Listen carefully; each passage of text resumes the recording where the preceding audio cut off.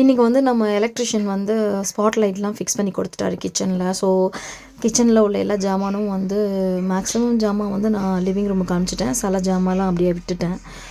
ஆனால் டஸ்ட் இவ்வளோ வரும்னு எனக்கு மறந்துட்டேன். ப்ரீவியஸ்லி நடந்த ஒர்க் அவர் டஸ்ட்டு ஷீட்லாம் போட்டு கவர் பண்ணியிருந்தார். ஸோ பன்னீர் வரும்னு நினச்சிட்டு நான் மேலே போயிட்டேன். ஆனால் வந்து பார்த்தா அவர் வந்து பண்ணலை.